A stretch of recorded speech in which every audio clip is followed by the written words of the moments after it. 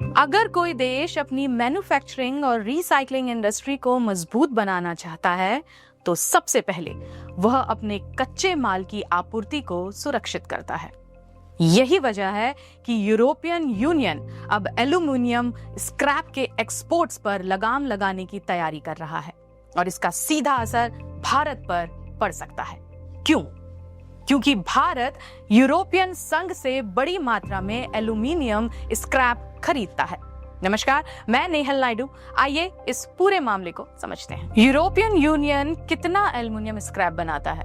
हर साल औसतन 5 million ton, जो उसकी कुल रिसाइकलिंग जरूरतों का लगभग 75 से 80% है।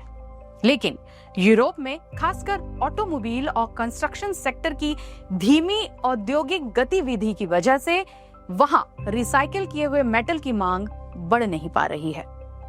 और एक अन्य समिट में एल्युमिनियम स्क्रैप एक्सपोर्ट को स्क्रैप लीकेज कहा गया है, यानी यूरोप में एल्युमिनियम स्क्रैप बड़ी मात्रा में एक्सपोर्ट हो जाता है, जबकि यूरोपियन यूनियन को खुद भविष्य में रिसाइकलिंग के लिए इसकी भारी मात्रा में जरूरत पड़ने वाली है। अब भारत की बात करें तो भारत में एल्युमिनियम स्क्रैप की मांग तेजी से बढ़ रही है, लेकिन देश में उतना स्क्रैप मिल नहीं पाता।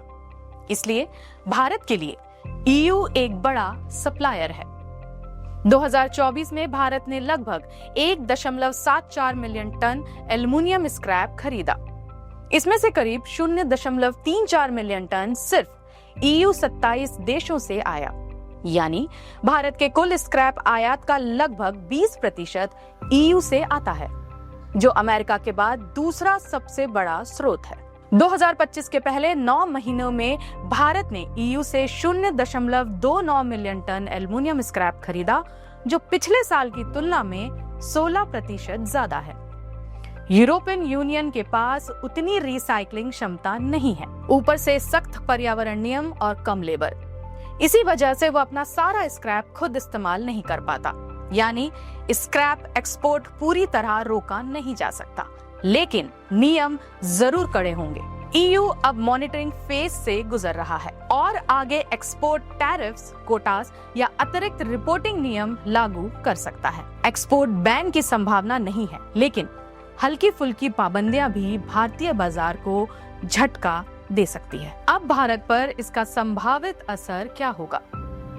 स्क्रैप महंगा हो सकता है, कुछ ग्रेड्स की उपलब्धता घट सकती है। भारत को middle east, Africa, south east Asia से आयात बढ़ानी पड़ सकती है और ग्लोबल स्क्रैप की कीमतों में उतार चढ़ाव जैसी चुनौतियों का सामना करना पड़ सकता है। तो कुल मिलाकर ईयू एल्युमिनियम स्क्रैप बाजार को नियंत्रित करने की दिशा में पहला कदम उठा चुका है और भारत, जो स्क्रैप पर गहरी निर्भरता रखता है, इस बदलाव का सबसे ज्यादा प्रभाव महसूस कर सकता है। अब सवाल यह है कि क्या ईयू की नई पॉलिसी भारत के स्क्रैप आधारित एल्युमिनियम उत्पादकों के लिए चुनौती बनेगी, या भारत इस मौके को नए सप्लायर और घरेलू रिसाइकलिंग बढ़ाकर एक नए अवसर में बदल देगा? आपका क्या अनुमान है? कमेंट में जरूर बताएं और बिगमिंट को लाइक, शेयर और सब्सक्राइब करना ना भूलें।